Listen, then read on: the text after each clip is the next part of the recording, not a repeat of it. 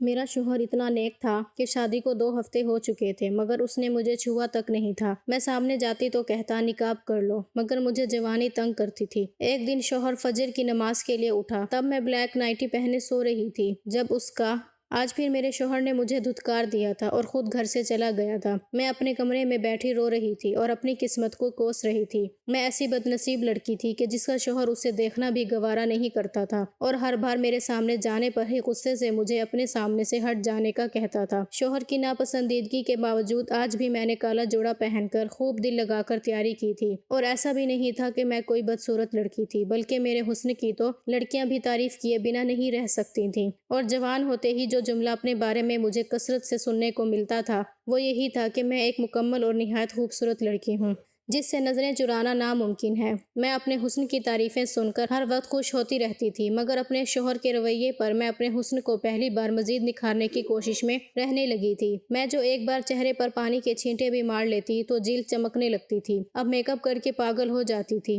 مگر میرا شوہر میری طرف مائل ہی نہیں ہوتا تھا۔ مجھے لگا کہ میرے شوہر نے شاید مجھے کبھی دیکھا ہی نہیں تھا، کیونکہ آج میں نے نیا جوڑا پہنا تھا تو اس رنگ کا سوٹ میری سفید رنگت کو مزید چمکا گیا تھا۔ میں نے اپنے سلکی بال کھول کر ایک کندھے پر ڈال رکھے تھے اور چمکتی ہوئی آنکھوں میں جان بوجھ کر کاجل کی موٹی دار لائن لگائی، کیونکہ کاجل لگانے سے میری سرمئی آنکھیں مزید سحر زدہ لگتی تھیں۔ میں جب ایسی تیاری کر کے اپنے شوہر کے پاس کمرے میں جانے لگی تو مجھے امید تھی کہ میرا شوہر آج کے دن مجھے نظر انداز نہیں کر پائے گا اور ضرور متوجہ ہو جائے گا۔ میں اس سوچ سے اتنی خوش ہو گئی تھی کہ میرے چہرے پر شرمیلی سی مسکراہٹ اور سرخی چھلکنے لگی۔ میرا شوہر حسب معمول اپنے کمرے میں بیٹھا نہ جانے کون سی کتاب پڑھنے میں مصروف تھا۔ میں پرفیوم لگا کر جب اپنے شوہر کے قریب گئی تو وہ بے ساختہ چونک گیا تھا۔ میں اس کے چونکنے پر خوش ہو گئی تھی، مگر اس نے اچانک کتاب زور سے بند کی اور اتنی زور سے میز پر رکھی کہ میں اچھل کر رہ گئی تھی۔ میری خوشی خوف میں بدل گئی، کیونکہ میں نے محسوس کر لیا تھا کہ میرا شوہر میری حرکت پر غصے میں آ گیا ہے۔ میں ابھی اپنے شوہر کو اپنے دل کی بات بتانا چاہتی تھی کہ وہ پلٹ کر مجھے دیکھنے کی بجائے کرسی کو ٹھوکر مارتا کمرے سے نکل گیا۔ میں حیران رہ گئی تھی، آخر میرے شوہر کو میرے وجود سے اتنی الجھن کیوں تھی؟ اپنے شوہر سے یہی سوال کرنا چاہتی تھی۔ مجھے اچھے سے یاد تھا کہ میری شادی کرتے ہوئے میری پریشانی پر میرے باپ نے مجھے تسلی دی تھی اور کہا تھا کہ لڑکا اچھا بھی بہت ہے اور تمہیں بہت دل سے اور خوشی سے اپنا رہا ہے، اس لیے وہ تمہاری قدر بھی کرے گا۔ میرے باپ کی باتوں سے مجھے اندازہ ہوا تھا کہ میرے شوہر نے مجھ سے اپنی محبت میں شادی کی تھی۔ جس شخص کو اپنی بیوی سے محبت ہو اور اس کی بیوی خوبصورت بھی بہت ہو تو ایسا شخص اپنی بیوی کو نظر انداز کیسے کر سکتا ہے؟ میں بھی پہلی رات ہی اپنے شوہر کے رویے پر غمزدہ رہ گئی تھی۔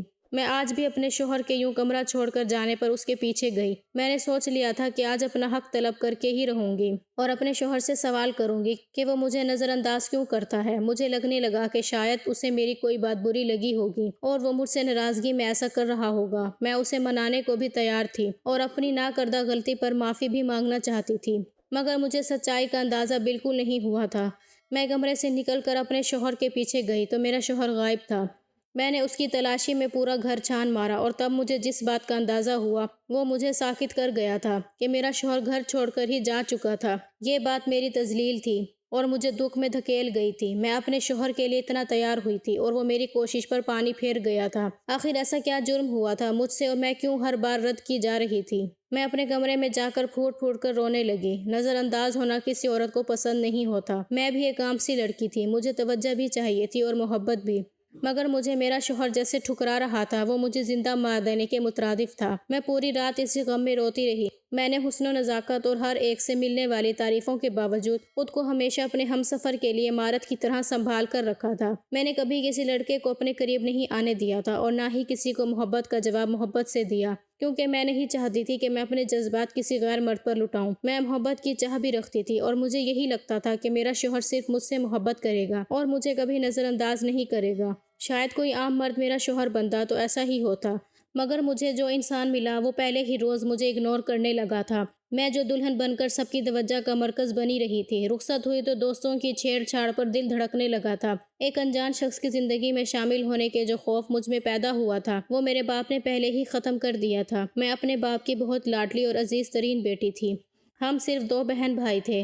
باہری ملک پڑھائی کے لیے چلا گیا تھا اور میں اپنے باپ کے پاس اکیلی رہ گئی۔ میرا باپ ایک کالج میں پڑھاتا تھا۔ میں نے ہمیشہ توجہ نرمی دیکھی تھی، اس لیے مجھے ڈر تھا کہ کہیں میری زندگی میں شامل ہونے والا مرد مجھ پر غصہ نہ کرے یا سخت مزاج نہ ہو۔ مگر میرے ابو کے بقول وہ انسان میرے باپ جیسا ہی تھا اور اس نے مجھے میری عادت جان کر دل سے قبول کیا تھا۔ وہ لڑکا میرے باپ کا پرانا اسٹوڈنٹ تھا، اس لیے میرے باپ کو اس کے بارے میں سب پتا تھا۔ میں نے شادی سے پہلے اپنے شوہر کو صرف تصویر میں دیکھا تھا۔ ویسے تو ہمارے گھر کا ماحول اتنا پابند نہیں تھا، مگر پھر بھی مجھے اپنے ہونے والے شوہر سے ملنے میں جھجک محسوس ہوتی تھی اور میرے شوہر نے بھی کبھی مجھ سے ملنے کی خواہش ظاہر نہیں کی تھی۔ میں نے شادی کا جوڑا لینے کی بات کی تو میرے باپ نے بتایا کہ شادی کا جوڑا میرا شوہر اپنی مرضی سے لینا چاہتا ہے۔ میں خاموش ہو گئی، مگر تب مجھے شدید حیرت ہوئی تھی جب مجھے شادی کا جوڑا دینے کے لیے کوئی سسرال سے عورت آنے کی بجائے میرا دیور آیا تھا۔ میرا دیور بہت خوش مزاج اور ہنسمکھ لڑکا تھا۔ وہ میرے شوہر سے 1 برس چھوٹا تھا۔ اس نے مجھے شادی کا سامان دیا اور بتایا کہ اس کا بھائی شرمیلا انسان ہے، اس لیے وہ اپنی ہونے والی بیوی سے نہیں مل رہا، مگر وہ شادی کے بعد میرا بہت خیال رکھے گا اور خوش رکھے گا، کیونکہ وہ نیک انسان ہے جس نے مجھ سے پہلے کبھی کسی لڑکی کو دیکھا تک نہیں تھا۔ یہ بات سن کر مجھے بہت اچھا لگا تھا، کیونکہ میرا شوہر بھی میرے جیسا تھا۔ شادی کے دن میں ہر خوف بھلائے رخصت ہو کر اپنے شوہر کے گھر پہنچی تو ایک سوال مجھے بار بار تنگ کرنے لگا کہ میرے استقبال کے لیے کوئی بھی کھڑا کیوں نہیں ہوا۔ شاید میرا شوہر کوئی لاوارث مرد تھا، کیونکہ میں نے رخصتی سے لے کر شوہر کے گھر پہنچنے تک اپنے شوہر کے علاوہ کوئی بھی مرد یا عورت نہیں دیکھے تھے۔ باقی سب کی تو مجھے خبر نہیں تھی، مگر میرا دیور بھی کہیں نظر نہیں آیا تھا۔ مجھے حیرت ہو رہی تھی کہ سگا بھائی اپنے بڑے بھائی کی شادی میں کیوں نہیں تھا، وہ بھی ایسا بھائی جو شادی کی تیاریوں میں پیش تھا اور اپنے بھائی کے ساتھ ہی رہتا تھا۔ یہ بات مجھے حیران کر رہی تھی۔ سب سے بڑھ کر جو بات مجھے بری لگی تھی وہ یہ کہ میں اپنے کمرے میں بیٹھی تھی اور وہاں کوئی سیج یا سجاوٹ نہیں تھی۔ میری شادی میرے لیے سوالیہ نشان بن گئی تھی۔ یہ کیسی شادی تھی جس میں کوئی شامل نہیں تھا اور نہ کوئی سجاوٹ یا خوشی کا اظہار نظر آ رہا تھا۔ میں اپنے شوہر سے اس بارے میں بات کرنا چاہتی تھی، مگر اس رات انتظار کرتے کرتے میری آنکھ لگ گئی اور جب میری آنکھ کھلی تو مجھے ایک اور جھٹکا لگا تھا، کیونکہ دن ڈھلنے والا تھا۔ میں اتنی دیر سوئی رہی اور مجھے نہ کسی نے جگایا، نہ ہی کوئی گھر میں نظر آ رہا تھا۔ صاف ظاہر تھا کہ میرا شوہر پہلی رات کمرے میں نہیں آیا تھا۔ میں اس بات پر جتنا حیران ہوتی کم تھا۔ میری شادی ہو چکی تھی، مگر نہ میں نے اپنا شوہر دیکھا، نہ شاید میرے شوہر نے مجھے اس سجاوٹ اور 16 سنگار میں دیکھا تھا۔ میں نے اداسی سے اپنا ہار سنگار ختم کیا اور سادہ لباس پہن کر بیٹھ گئی۔ اس خالی گھر میں بیٹھے بیٹھے مجھے شام ہو گئی۔ مجھے سمجھ نہیں آئی کہ گھر میں سناٹا کیوں تھا اور میرا شوہر مجھے چھوڑ کر کہاں چلا گیا تھا۔ شام ہونے پر مجبوراً میں نے اپنے باپ کو کال ملائی۔ میں سوچ چکی تھی اپنے باپ سے شکایت کروں گی کہ میرا شوہر کیسا عجیب مرد ہے جو پہلے روز کی دلہن کو گھر میں اکیلا چھوڑ کر نہ جانے کہاں چلا گیا ہے۔ اور کچھ مجھے اپنے باپ سے بھی گلا تھا۔ میں نے ہمیشہ دیکھا تھا کہ لڑکی بیاہ کر جاتی ہے تو مائکے والے اگلے روز ناشتہ لے کر اس کے گھر جاتے ہیں۔ میری ماں حیات نہیں تھی، صرف ایک بھائی اور باپ میری پوری دنیا تھا۔ ہم گھر کے 3 افراد تھے اور وہ بھی اس موقع پر ساتھ نہیں تھے۔ میرا باپ مجھے نہ ملنے آیا نہ ہی رشتہ دیکھنے آیا تھا۔ میں شکایت لگانے کا سوچ کر کال ملاتی رہی، مگر میرے ابو نے کال ہی اٹینڈ نہیں کی۔ میرا بھائی ملک سے باہر رہتا تھا اور اس سے میری کبھی اتنی دوستی نہیں رہی تھی کہ میری شادی پر وہ آتا۔ میں کافی دیر تک بیٹھی رہی تھی، نہ شوہر گھر آیا تھا نہ باپ نے کال اٹینڈ کی تھی۔ میرا دل عجیب وسوسوں میں گھر گیا تھا۔ رات ہوئی تو میرا شوہر گھر آ گیا۔ میں نے اس سے بات کرنے کی اور شکوہ کرنے کی کوشش کی، مگر وہ مجھے نظر انداز کرتا کچن میں گیا اور اپنے ساتھ لایا کھانا برتن میں نکال کر میرا حصہ وہیں کچن میں رکھ کر اپنے کمرے میں چلا گیا۔ میں اس کی حرکت پر حیران ہوئی تھی، مگر بھوک کی وجہ سے میں نے زیادہ سوال نہیں کیا اور چپ چاپ کھانا لے کر باہر اکیلے کھانا کھانے لگی۔ ابھی میں کھانا کھا رہی تھی کہ اچانک شوہر نے آ کر چائے کا کپ میرے سامنے رکھا اور اس سے پہلے کہ میں سر اٹھا کر کوئی بات کرتی وہ پلٹ کر چلا گیا۔ میں تھکی ہوئی تھی اور اپنے باپ سے نہ بات ہونے کی وجہ سے پریشان تھی، اس لیے چپ چاپ چائے پینے لگی۔ چائے پی کر میں اٹھی تاکہ جا کر اپنے شوہر سے بات کروں، مگر اچانک مجھے چکر سا آیا اور میں لڑکھڑاتی ہوئی زمین پر گر گئی۔ جب میری آنکھ کھلی تو میں بستر پر لیٹی تھی اور دن نکل آیا تھا۔ مجھے کمرے میں یقیناً میرا شوہر لایا تھا، مگر وہ خود اس وقت بھی موجود نہیں تھا، تو مجھے پتہ چلا کہ اس نے مجھے چائے میں نشہ ملا کر دیا تھا تاکہ میں مزید اس کے سر پر سوار نہ ہوں اور اپنے کمرے میں سوئی پڑی رہوں۔ میرا دماغ الجھنے لگا تھا اور کچھ دن مزید ایسے ہی گزرتے چلے گئے۔ میرے بابا نہ جانے کہاں غائب ہو گئے تھے اور شوہر عجیب رویہ دکھا رہا تھا، تو میں نے ایک روز اپنے بھائی کو کال کر دی۔ میں اس سے مدد مانگنا چاہتی تھی۔ مجھے امید تھی میری پریشانی سن کر وہ مجھے ہمارے ابو کے بارے میں بھی بتائے گا اور میرے شوہر سے بھی بات کرتا، مگر اس نے کال پر مجھے جو بتایا وہ میرے سر پر پورے گھر کی چھت گرا گیا تھا۔ میری پریشانی پر میرا بھائی بولا کہ ہمارے ابو کسی ضروری کام کی وجہ سے ملک سے باہر چلے گئے اور فی الحال وہ رابطہ بھی نہیں کر سکتے، اس لیے میں تنگ نہ کروں۔ اور جب میں نے شوہر کا رویہ بتایا تھا وہ بولا کہ تمہارے پاس اب ایک وہی شخص ہے جس کے پاس تمہیں رہنا ہے، اس لیے اسے تنگ مت کرو، جیسے وہ رہ رہا ہے اسے رہنے دو، وہ تم پر کوئی ظلم نہیں کر رہا، تو ایسے حالات میں اتنا ہی کافی ہے۔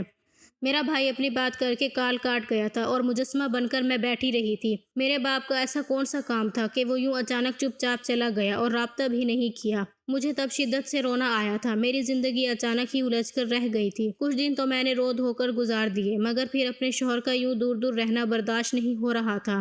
میں عام سی لڑکی تھی، شادی کے بعد بھی مجھ سے جیسے شوہر گریز برت رہا تھا، مجھ سے وہ برداشت نہیں ہو رہا تھا۔ میں اپنے شوہر کو متوجہ کرنے کے لیے آہستہ آہستہ پورا گھر سنبھالنے لگی۔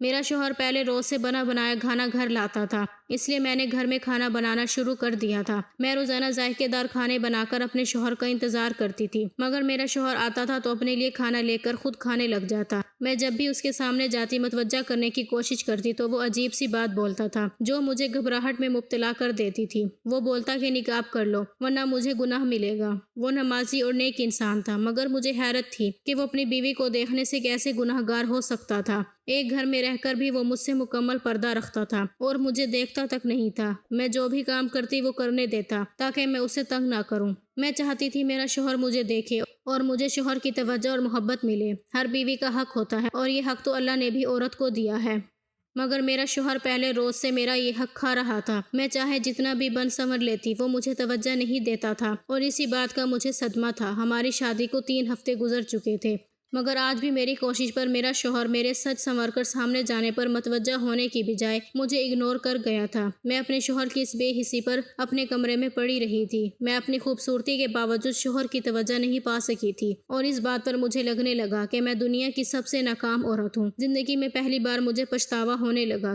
کہ کاش میں اس انسان سے شادی کرنے کی بجائے اپنے چاہنے والوں میں سے کسی کو چن لیتی، تو شاید آج میری زندگی الگ ہوتی اور میں اپنے شوہر کی محبت اور توجہ میں خوشگوار زندگی گزار رہی ہوتی۔ مجھے نہ جانے کس گناہ کی سزا مل رہی ہے۔ میں اتنی ایمانداری سے زندگی گزارنے کے بعد بھی اکیلی رہ گئی تھی۔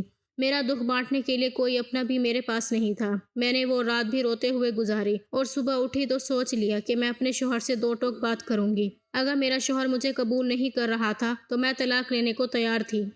میں نے اس روز گھر کا کوئی کام نہیں کیا تھا۔ مجھے لگا کہ اس بات پر میرا شوہر مجھ سے ضرور سوال کرے گا، مگر میرا شوہر صبح گھر سے نکلا اور سارا دن واپس ہی نہیں آیا۔ صاف لگ رہا تھا کہ وہ مجھ سے بچ رہا تھا اور میں مزید ایسی بے قدری برداشت بھی نہیں کر سکتی تھی، اس لیے 2 ٹوک بات کرنے کا سوچ کر اپنے شوہر کا انتظار کرنے لگی۔ شام ہوئی تو بھوک سے میرا برا حال ہونے لگا۔ میں کچن میں اپنے لیے کھانا بنانے گئی تو عین اسی وقت میرا شوہر گھر آ گیا اور آتے ہی اپنے معمول کے مطابق میرا سامنا کیا اور اپنے ایک کمرے میں بند ہو گیا۔ پہلی بار میں نے خود کھانا کھا لیا اور اس کی بالکل پرواہ نہیں کی تھی، کیونکہ میری نظر میں ایسا مرد قابل عزت تھا ہی نہیں جو اپنی بیوی کو اس کا حق نہ دے۔ رات ہوئی تو میں دبے پاؤں اپنے شوہر کے کمرے میں جا پہنچی۔ اس وقت شوہر عشاء کی نماز ادا کر رہا تھا۔ رات کی نماز وہ میری وجہ سے گھر میں پڑھتا تھا، کیونکہ شادی کے بعد شروع کے دنوں میں نے اس کی توجہ حاصل کرنے کے لیے جھوٹ بول دیا تھا کہ مجھے رات کے وقت اکیلے میں ڈر لگتا ہے۔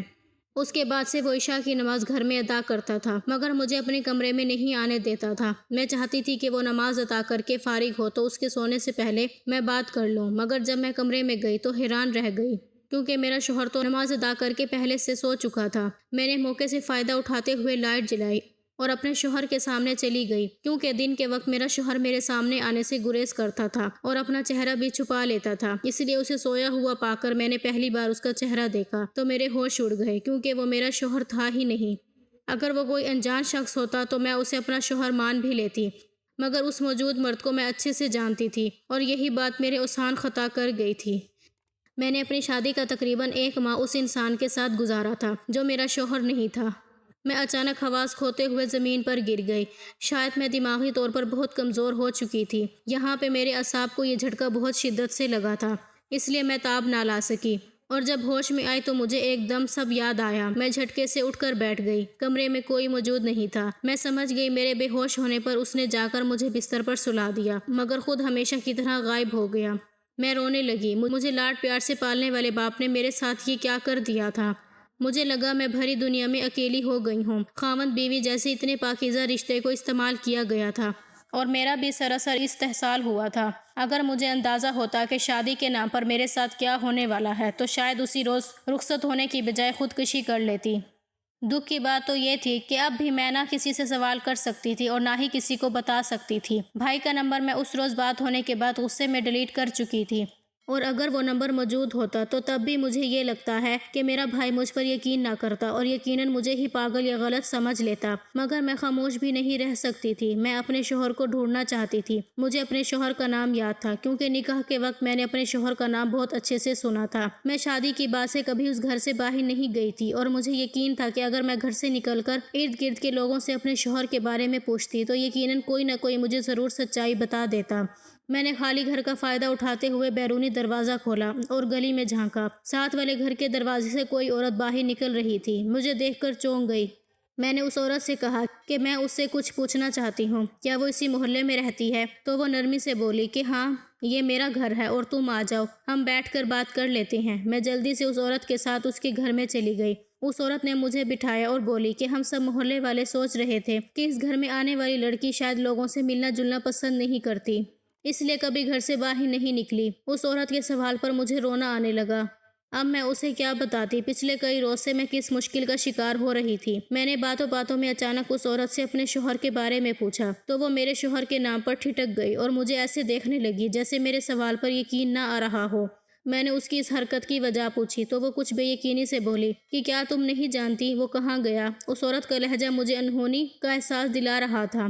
میں نے ڈرتے ہوئے نفی میں سر ہلایا تو اس عورت نے جو بات مجھے بتائی وہ میری روح کو چیر کر رکھ دی تھی۔ وہ عورت تعجب سے بولی کہ وہ بیچارہ تو اپنی شادی سے 1 روز پہلے مر گیا تھا، اس کا ایکسیڈنٹ ہوا اور وہ موقع پر مر گیا۔ ہم سب کو اس کی جوان موت کا بہت صدمہ پہنچا تھا۔ یقین نہیں آتا کہ اس کی موت ہو گئی ہے۔ عورت افسوس سے نہ جانے کیا کیا بولے جا رہی تھی اور میں ساکت سی بیٹھی تھی۔ میرا شوہر مر چکا تھا اور مجھے خبر ہی نہیں ہوئی تھی۔ ہمارا نکاح سادگی سے ہوا تھا۔ اگر وہ شادی سے 1 روز پہلے مرا تھا تو پھر وہی میرا شوہر تھا۔ میں بیوہ ہونے کے بعد رخصت ہو کر آ گئی تھی اور ایک نامحرم کے ساتھ رہ رہی تھی۔ اس کی توجہ طلب کرتی رہی تھی۔ مجھے لگا میرا سانس بند ہو جائے گا۔ نہ جانے میرے ساتھ کیا ہو رہا تھا۔ میں اس عورت کو بولتا ہوا چھوڑ کر گھر بھاگ آئی۔ میرا وجود لرز رہا تھا۔ شام ہوئی تو میں اجڑی ہوئی سی حالت میں اس شخص کے سر پر جا کر کھڑی ہوئی، اور وہ مرد جو میرا دیور تھا اور پچھلے 1 ماہ سے میرا شوہر بن کر میرے ساتھ رہ رہا تھا اور معمول کے مطابق اپنے کمرے میں بند تھا۔ میں نے جھٹکے سے دروازہ کھولا اور جا کر اس کا گریبان پکڑ لیا۔ وہ میری اس اچانک حرکت پر بوکھلا گیا۔ میں غصے سے اس پر چیخ رہی تھی کہ اس نے میرے ساتھ ایسی حرکت کیوں کی تھی۔ میرے شوہر کی موت کے بعد وہ میرے گھر والوں کو دھوکہ دے کر کیسے مجھے بہلایا تھا۔ مجھے تو یہ سمجھ نہیں آ رہا تھا کہ میرا باپ کیوں خاموش رہا تھا اور میرا بھائی وہ مجھے سمجھاتا اور میری پریشانی کا حل نکالتا، لیکن وہ بول رہا تھا کہ میں چپ چاپ اس نامحرم مرد کے ساتھ رہوں۔ میں سوچ بھی نہیں پا رہی تھی کہ سب نے مل کر میرے ساتھ یہ سب کیوں کیا تھا۔ میں اپنے دیور پر غصہ ہو رہی تھی اور وہ سر جھکائے شرمندہ سا کھڑا ہوا تھا۔ میں بری طرح رونے لگی اور اسے برا بھلا کہنے لگی۔ اب اس نے مجھے کہا کہ میرا کوئی قصور نہیں ہے، میں یہ سب نہیں کرنا چاہتا تھا، مگر تمہارے باپ نے مجھے ایسا کرنے کو کہا تھا۔ میں نے اپنے وعدے کا پاس رکھا اور تمہاری حفاظت کرنا میں جانتا تھا۔ ہمارے درمیان ایسا کوئی تعلق نہیں ہے، اس لیے میں نے ہمیشہ پردہ رکھا اور کبھی ناجائز حرکت نہیں کی تھی۔ اس کی بات پر میں خاموش ہو گئی۔ وہ سچ بول رہا تھا۔ اس نے کبھی مجھے استعمال نہیں کیا تھا اور میرا پردہ قائم رکھا تھا۔ میں سچ میں کئی بار اس کے سامنے گئی مگر وہ نظریں جھکا جاتا تھا۔ میرے رونے پر اس نے بتایا کہ اس کے ماں باپ حیات نہیں تھے، صرف وہ 2 بھائی اس گھر میں رہتے تھے اور اس کا بھائی میرے باپ کا اسٹوڈنٹ تھا۔ اس کا بھائی حادثے میں مر گیا تو وہ صدمے سے ہی اپنا آپا کھونے لگا۔ اگلے روز اس نے خود کو سنبھالا اور وہ رخصتی سے پہلے میرے باپ کے پاس گیا اور اسے بتایا کہ اس کا بھائی مر چکا ہے اور شادی نہیں ہو سکتی، مگر وہ میرے باپ سے ملا تو میرا باپ پہلے سے پریشان بیٹھا تھا۔ میرے باپ نے اسے بتایا کہ ان کے کالج میں کسی لڑکے کو انہوں نے سزا دی تو وہ نہیں جانتے تھے کہ وہ لڑکا دل کا مریض ہے اور اسے سزا کے دوران دل کا دورہ پڑ گیا۔ وہ لڑکا کسی ذمہ دار گھرانے سے تھا۔ وہ لوگ میرے باپ کے دشمن بن گئے اور انہیں مارنے پر تل گئے۔ میرا باپ میرے لیے پریشان تھا۔ انہوں نے میرے دیور سے کہا کہ ابھی وہ خاموشی سے دلہن لے جائے اور اس کی حفاظت کرے۔ معاملہ ٹھیک ہو جانے پر وہ خود مجھے سچ بتاتے اور گھر لے جاتے، مگر انہیں موقع نہیں ملا۔ اور میری رخصتی سے اگلے روز صبح صبح پولیس نے انہیں پکڑ لیا۔ میرا باپ تب جیل میں تھا اور اسی وجہ سے بھائی نے مجھے خاموش رہنے کا کہا تھا۔ میرا دیور سب بتا کر خاموش ہو گیا اور میں سکتے کی کیفیت میں چلی گئی۔ مجھے پریشانی سے بچانے کے لیے میرے باپ نے یہ سب کیا تھا۔ میں سب سن کر رونے لگی تو میرے دیور نے مجھ سے کہا کہ میرے باپ کا کیس ختم ہونے والا ہے اور وہ جلد آزاد ہو جائے گا، کیونکہ اسٹوڈنٹ لڑکے نے میرے باپ کو بے قصور کہا تھا اور بتایا تھا کہ میرا باپ اس کی بیماری کے بارے میں نہیں جانتا تھا۔ چند دن بعد ہی میرا باپ آزاد ہو کر آ گیا تھا۔ میں اپنے گھر چلی گئی اور وقت تیزی سے گزرنے لگا۔ اب میری چند ماہ بعد پھر سے شادی ہے اور اس بار میری شادی میرے دیور سے ہو رہی ہے، کیونکہ میرے باپ کا کہنا ہے کہ جو مرد ایک نامحرم لڑکی کے ساتھ رہ کر بھی اس کی عزت کی حفاظت کرے وہی مرد قابل بھروسہ ہو سکتا ہے، اور مجھے اپنے باپ کی بات سے پورا اتفاق ہے۔